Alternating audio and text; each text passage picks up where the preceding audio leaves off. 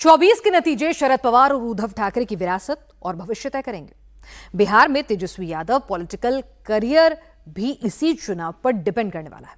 Exit poll में जो सबसे बड़ी बात समझ में आई है वो ये कि इंडी का जाति कार्ड जो है वो मोदी नाम के आगे नहीं चलता है। बिहार में तेजस्वी ने 1990 में लालू वाला प्रयोग जो था उसे दोहराने की कोशिश की। महाराष्ट्र में शरद पवार ने मराठा पॉलिटिक्स की बिसात बिछाई थी। राजस्थान में राहुल गांधी ने ओबीसी को गेम चेंजर बनाने की कोशिश की, लेकिन तीनों स्टेट में अगड़े, पिछड़े और दलित सबने मोदी को ही चुना।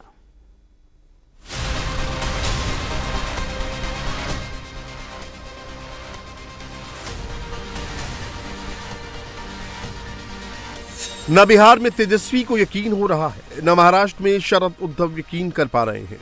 राजस्थान में राहुल के लिए भरोसा कर पाना मुश्किल साबित हो रहा है। इंडिया टीवी सीएनएक्स के एग्जिट पोल के मुताबिक इन तीन राज्यों की 113 सीटों पर एनडीए को बड़ी जीत मिलती दिख रही है। इन तीन राज्यों में सबसे ज्यादा वोट बैंक पिछड़ों का था और मोदी को पिछड़ों ने अगड़ा बना दिया। शुरुआत करते हैं बिहार से, क्योंकि बिहार में सबसे मजबूत ओपोजिशन था। यहां तेजस्वी यादव जनता का एग्जिट पोल बता रहे हैं, इंडी को 295 प्लस सीटें दिला रहे हैं। जनता का जो एग्जिट पोल है उसमें इंडिया गठबंधन जो है जीत रही है।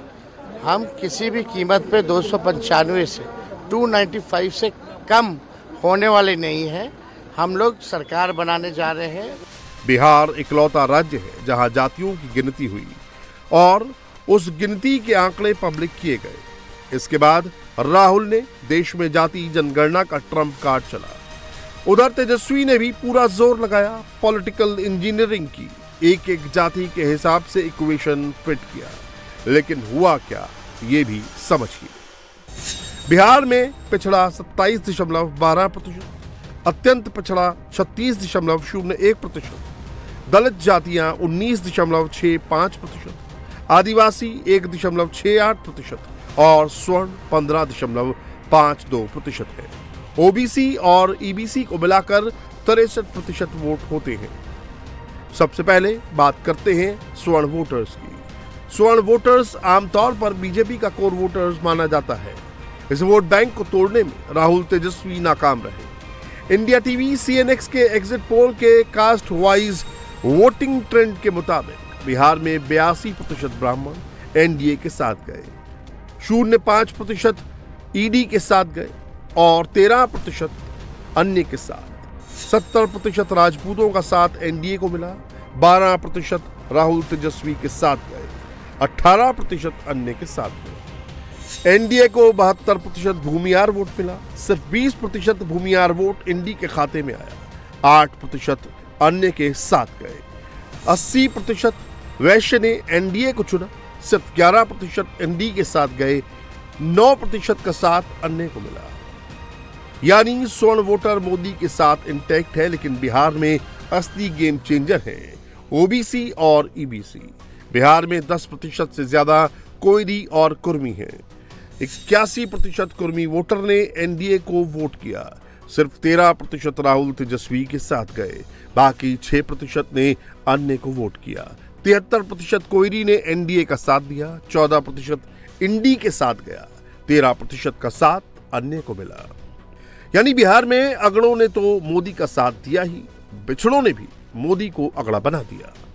एग्जिट पोल गलत है तो उनका एग्जिट पोल कहां से 295 आया? और 295 जब आया तो बैठ करके नेता तो चुन लेते कम से कम। उनका नेता कौन चुनाया?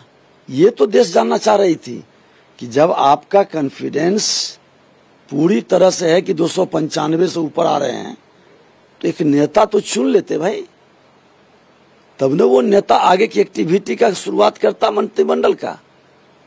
देखिए ये लोग सैड सॉन्ग बजाने के लिए कोप भवन में जाने की तैयारी में है और जो अप्पू पप्पू हैं वो तो विदेश के दौरा में पिकनिक मनाएंगे। बिहार में 19% से ज्यादा दलित आबादी है। मोदी ने बिहार में चिराग पासवान को जोड़ा, जीतन राम मांझी को जोड़ा। नतीजा 76% पासवान एनडीए के साथ गए, सिर्फ 10% पासवान वोट इंडी गठबंधन को मिला, 14% अन्य को मिला। 71% मुसहर वोटर भी एनडीए के साथ गया, 15% इंडी और 14% अन्य के साथ गया। 64% रविदास वोट एनडीए को मिला, 16% इंडी और 20% अन्य को मिला। तेजस्वी को यकीन था यादव उनके पास है। राहुल ने जाति गणित पर काम भी किया, पूरा चुनाव सिर्फ जाति पर लड़ा गया। महंगाई का, बेरोजगारी का, गरीबी का, भुखमरी का, शिक्षा का, स्वास्थ्य का, पलायन का, आरक्षण का, ये सारे मुद्दे पर जनता ने वोट किया और जनता ने जिस तरह प्यार और समर्थन आशीर्वाद दिया, जनसैलाब तेजस्वी यादव जी के सभाओं में दिख रही थी। अब वो जनता मुजरे पर, मंगलसूत्र पर, भैंस पर तो वोट नहीं करेगी, इतना तो विश्वास है। इसलिए जनता के आशीर्वाद और प्यार जो मिले हैं उसके ताकत पर हम कह रहे हैं कि यहाँ पर कहीं कोई मुकाबला नहीं था। 25 सीट हम निश्चित जीतेंगे, उससे ज्यादा जीतेंगे। जो 15 सीटों पर कांटे की टक्कर है, लड़ाई है। 295 कौन जीतेगा नहीं जीतेगा, अब जनता ने वोट दे दिया, ईवीएम के अंदर बंद है। अब जनता का कल एग्जिट पोल एक्यूरेट पोल पर आने वाला, तो कल तक का इंतजार तो करे। बिहार में 72% यादव वोटर इंडी के साथ दिख रहा है, सिर्फ 15% एनडीए के साथ गए और 13% अन्य के साथ। वहीं 83% मुसलमानों ने राहुल तेजस्वी को चुना, 13% मुसलमान अन्य के साथ गए और सिर्फ 0.4% मुसलमानों ने एनडीए का ऑप्शन चुना। एग्जिट पोल के 48 घंटे के बाद भी विपक्ष मानने को तैयार नहीं है। पिछड़ों को मोदी पसंद आ रहे हैं। ये एक्सेप्ट करने में इंडी अलायंस को दिक्कत हो रही है कि कास्ट केमिस्ट्री में तेजस्वी और राहुल की थ्योरी फेल हो गई। कल जब रिजल्ट आएगा तो कहीं छुपने का जगह नहीं मिलेगा और अगर उनके हिसाब से तैयारी उन्होंने कर लिया है तो ये तैयारी उनको मुबारक है। सरकार बना लेंगे और क्या। 100 दिन की योजना बना लिया प्राइम मिनिस्टर ने कल की बैठक में। आप समझिए कि पूरा भरोसा है, विश्वास है, जनता का जो मन मिजाज देखा है, परखा है, सरकार बनेगी, पक्का बनेगी। महाराष्ट्र में इंडिया अलायंस 48 में से 42 सीटों पर जीत का दावा करता रहा है, लेकिन एग्जिट पोल में ऐसा होता बिल्कुल नहीं दिखा। वोटों की गिनती से पहले बड़े परिवर्तन की आहट सुनाई देने लगी है। हिंदू हृदय सम्राट बाला साहब ठाकरे के विचार अगर कोई लेके जा रहा है आगे तो मोदी जी लेके जा रहे हैं। और बाला साहब और मोदी जी के जो संबंध थे, जो मोदी जी ने अपने इंटरव्यू में कहा था, उद्धव ठाकरे के लिए मेरी एक विंडो हमेशा खुली है। उस विंडो से आने वाले कुछ दिनों के अंदर देश के प्रधानमंत्री की मोदी जी शपथ लेने के बाद 20 दिन के अंदर उद्धव ठाकरे जी मोदी जी के साथ जाएंगे, उस विंडो से प्रवेश करेंगे। एक काले पत्थर की सफ़ेद रेग है कि आने वाले समय में उद्धव ठाकरे मोदी जी के साथ दिखेंगे।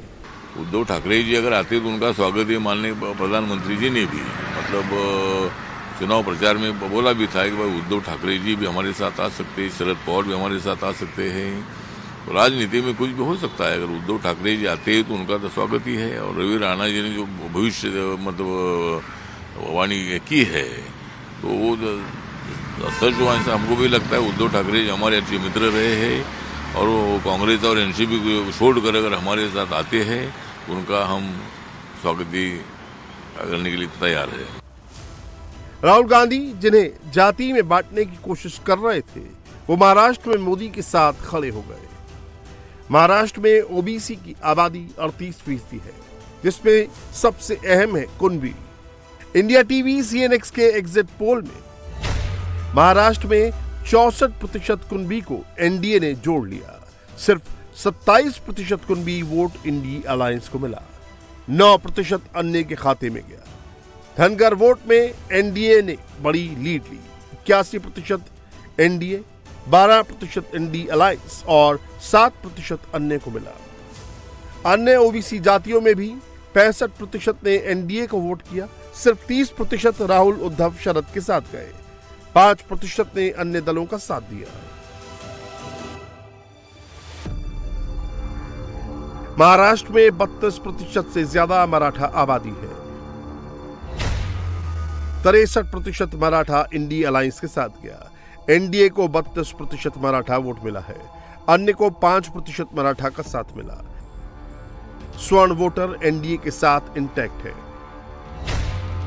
66% ब्राह्मण वोट एनडीए को मिला, 27% इंडी अलायंस को और 13% अन्य को मिला।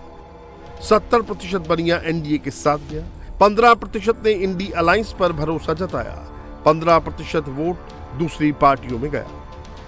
हालांकि दलित वोट के मामले में इंडी अलायंस को लीड मिलती दिख रही है। 50% एससी वोटर्स ने इंडी पर भरोसा जताया, 34% ने एनडीए का साथ दिया। इनका 16% वोट अन्य को मिला। वहीं मुस्लिम वोट के मामले में इंडी अलायंस सबसे आगे है। 80% मुस्लिमों ने इंडी अलायंस का साथ दिया, 14% अन्य दलों के साथ गए। एनडीए को भी 6% मुस्लिमों का साथ मिला। लेकिन माली, धनगर और बंजारा को एनडीए ने जोड़ लिया।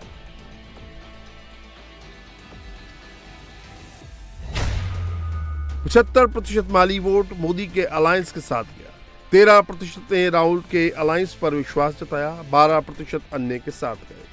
धनगर वोट में एनडीए ने बड़ी लीड ली, 81% एनडीए, 12% इंडी अलायंस और 7% अन्य को मिला। 74% बंजारा वोट एनडीए को मिला, 15% इंडी अलायंस गठबंधन को और 11% अन्य पार्टियों को। महाराष्ट्र में पवार फैमिली का सबसे बड़ा गढ़ बारामती है। यहां शरद पवार की बेटी सुप्रिया सुले और अजीत पवार की पत्नी सुनेत्रा पवार आमने सामने हैं। माना जाता है जो बारामती में जीतता है वही पवार फैमिली की विरासत संभालता है, वही पवार पॉलिटिक्स का फ्यूचर है। इस बार इंडिया टीवी सीएनएक्स के एग्जिट पोल के मुताबिक बारामती में क्लोज फाइट है। 30+ सीट जीतने जा रहे हैं, 30+। ये मैं दावे के साथ नहीं, मैं मेरे पूरे आत्मविश्वास के साथ कहता हूँ। पोस्टल बैलेट का जो ट्रेंड होता है वो बहुत महत्वपूर्ण ट्रेंड्स होता है। जैसे आपने देखा होगा मध्य प्रदेश की गिनती जब हुई, विधानसभा की चुनाव, राजस्थान की, पोस्टल बैलेट में कांग्रेस आघाड़ी पर रही और बाद में अचानक ट्रेंड बदल गया। कैसे बदल गया किसी को पता नहीं। तो हमने ये मांग की है कि पोस्टल बैलेट की गिनती हो जाए ठीक से और उनका जो निर्णय है वो पहले डिक्लेयर किया जाए। राजस्थान में भी राहुल का पूरा कैलकुलेशन फेल होता नजर आ रहा है। यहां बीजेपी 21 से 23 सीटें जीत सकती है। राजस्थान में 46% ओबीसी हैं। पूरे चुनाव में राहुल ने यहां जातियां बांटी, लेकिन रिजल्ट क्या निकला ये भी देख लीजिए। राजस्थान में राजपूत करीब 12% है। India TV CNX exit poll के मुताबिक 65% राजपूत मोदी के साथ गए, 30% इंडी अलायंस के साथ, 5% अन्य के साथ। राजस्थान के 9% जाट ने भी मोदी पर भरोसा जताया। बीजेपी को 51% जाट वोटर का साथ मिला। इंडी के साथ 40% जाट गए, अन्य को 9% जाट वोट मिला। वहीं 55% गुर्जर भी मोदी के साथ गए, 40% ने इंडी अलायंस का साथ दिया, 5% वोट अन्य को मिला। बात मीणा की करें तो 68% मीणा वोट बीजेपी को मिला, 25% इंडी को और 7% अन्य को। दूसरी ओबीसी जातियों ने भी बीजेपी पर ही भरोसा जताया है। 72% मोदी के साथ, 23% इंडी के साथ और 5% अन्य के साथ गए। राजस्थान की कुल आबादी में 17% हिस्सा दलितों का है। खड़गे ने इन्हें साधने के लिए खूब कैंपेनिंग की, लेकिन दलितों ने एक बार फिर मोदी पर यकीन किया। 61% एससी वोट मोदी को, 30% इंडी को और 9% अन्य को मिला। बात आदिवासी वोट बैंक की करें तो 40% एसटी वोटर मोदी के साथ गया, 45% राहुल के साथ और 15% अन्य के साथ। वहीं माली वोट में कांग्रेस ने बाजी मारी। एनडीए को सिर्फ 24% माली वोट मिला, इंडी को 70% और अन्य को 6%। वहीं एनडीए को सिर्फ 2% मुस्लिम वोट मिलता दिख रहा है। 90% मुसलमानों ने कांग्रेस का दामन थामा है, 8% अन्य के साथ गए हैं। 2014 में भी ओबीसी मोदी के साथ गया, 2019 में भी मोदी का साथ दिया। अब एग्जिट पोल के मुताबिक 2024 में भी पिछड़ों ने मोदी को चुना है। राहुल का फॉर्मूला फेल हो गया है और हिंदू आबादी का बड़ा हिस्सा बीजेपी की तरफ शिफ्ट हो गया है।